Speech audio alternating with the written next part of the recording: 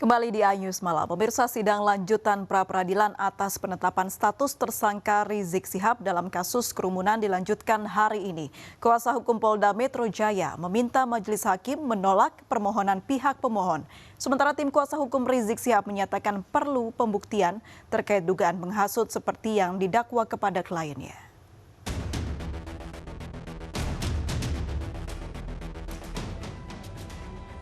Dalam sidang lanjutan pra-peradilan atas penetapan status tersangka Rizik Syihab dalam kasus kerumunan, kuasa hukum Polda Metro Jaya menyatakan bahwa permohonan pihak pemohon dinilai mengada-ngada.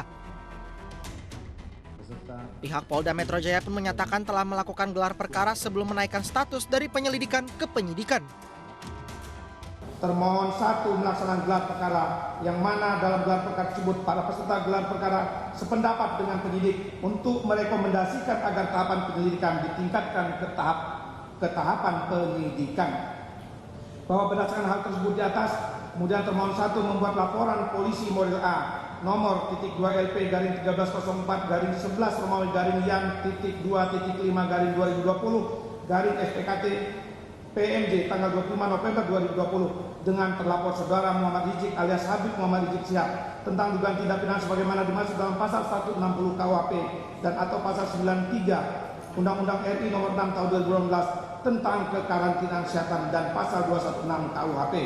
Bahwa dengan demikian hal ini bukanlah inkonsistensi yang terjadi sebagaimana dalil pemohon, melainkan suatu rangkaian ketentuan kesatuan proses antara penyelidikan dan penyidikan yang menunjuk pada suatu kondisi terdapatnya hubungan antara keduanya karena dapat diyakini berdasarkan fakta hukum telah terjadi peristiwa pidana sehingga dapat ditingkatkan ke tahap selanjutnya yakni penyidikan.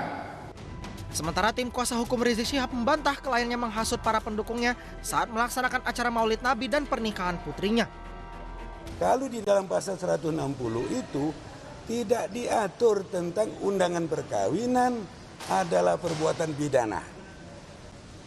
Itu ingat, Wetboek Padstrafrecht nomor 1 tahun 46 KUHP itu yang diadopsi dari Belanda tidak ada mengatur untuk undangan Maulid Nabi pidana, undangan pernikahan pidana.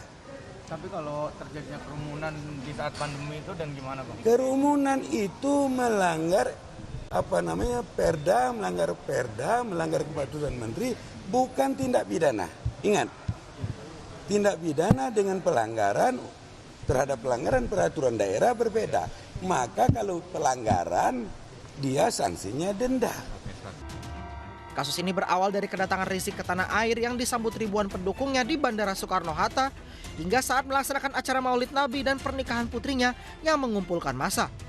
Pemerintah Provinsi DKI Jakarta pun telah memberikan denda administrasi sebesar 50 juta rupiah kepada Rizik Syihab setelah dinilai melanggar protokol kesehatan saat status PSBB. Dalam kasus kerumunan ini sejumlah pihak diperiksa penyidik Polda Metro Jaya termasuk Gubernur